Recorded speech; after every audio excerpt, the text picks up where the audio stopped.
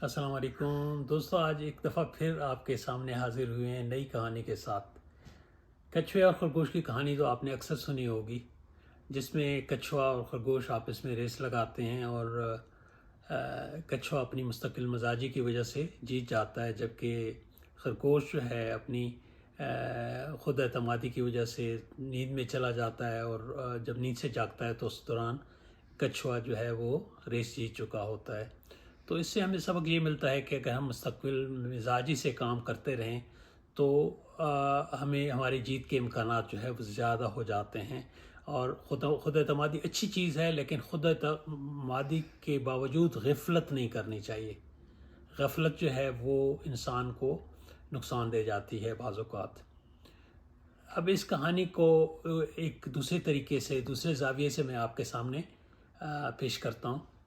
कुछ दिनों बाद खरगोश को एहसास होता है कि उसने गलती की है। सोकर उसने गलती की, रेस के दौरान उसको सोना नहीं चाहिए। तो एक दफ़ा फिर वो जाके चैलेंज करता है कछुए को और उसे कहता है कि आप भाई एक दफ़ा फिर रेस करते हैं। कछुआ तैयार हो जाता है। अब जब कछुआ तैयार हो जाता है, दोनों रेस करते हैं, तो 1 मिनट में खरगोश जो है वो जो दौड़ है वो जीत लेता है। अब जब वो दौड़ जीत लेता है तो उससे हमें ये सबक मिला कि अगर हम अपनी गलतियाँ दुरुस्त करना शुरू कर दें तो हमारी कामयाबी, हम हारी हुई बाजी दोबारा जीत सकते हैं। हमारी नाकामी जो है वो कामयाबी में बदल सकती है कि अगर हम अपनी गलतियों को समझें और उनको दुरुस्त करने की कोशिश करें।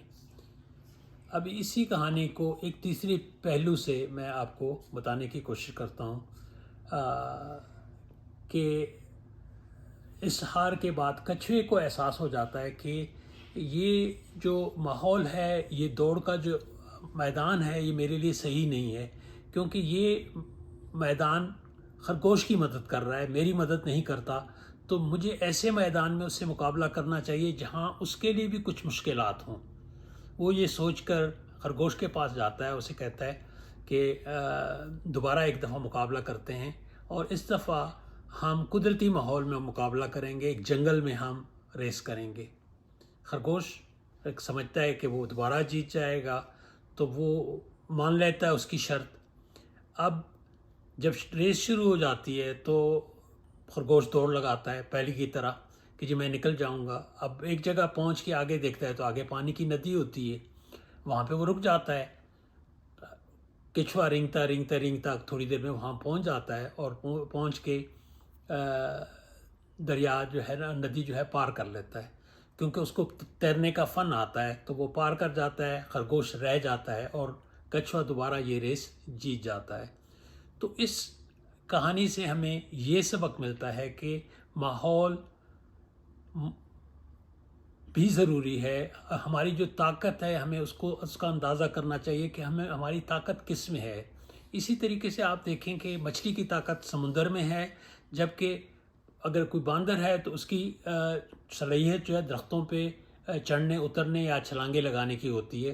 तो दोनों का कंपैरिजन नहीं है, दोनों की ताकत अलग अलग जगहों पे। इस तरह इंसान की भी ताकत जो है वो हर आदमी की, कोई मैथ में अच्छा है, कोई फिज़िक्स में अच्छा है, कोई स्पोर्ट्स में अच्छा है। तो ज़रूरी नहीं है कि जो बंदा स्पोर्ट्स में अच्छा है वो मैथ में भी अच्छा हो, और जो मैथ में अच्छा है वो ज़रूरी नहीं स्पोर्ट्स में भी अच्छा हो। तो आदमी को जब मुकाबला करना हो तो उस मैदान में कोशिश उसको करनी चाहिए, उसको आगे बढ़ना चाहिए जिसकी उसमें सलाहियत ज़्यादा हो। इस तरीके से कामयाबी के जो इम्कानात होते हैं वो ज़्यादा हो जाते हैं और कामयाबी यकीनी हो जाती है। ये मतलब ये गलती है कि अगर आप, मेरी सलाहियत मैथमेटिक की है और मैं फ़िज़िक्स में टामकटोगियाँ मारूं, तो ये अपनी ताकत का जो है वो गलत इस्तेमाल है। और हमारी नौजवानों में अमूमन जो नाकामी बढ़ती है वो इस वजह से होती है कि वो उनमें जो सलाहियत होती है वो आखिर वक्त तक उसका इदराक ही नहीं कर पाते।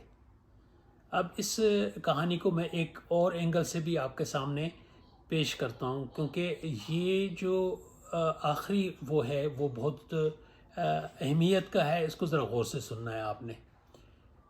Team work. अब एक दफ़ा फिर मुकाबला करते हैं खरगोश और कछुआ, लेकिन इस दफ़ा वो मुकाबला एक दूसरे को हराने के लिए नहीं करते اور یہ مقابلہ دونوں مل کر جیتنے کے لیے کرتے ہیں۔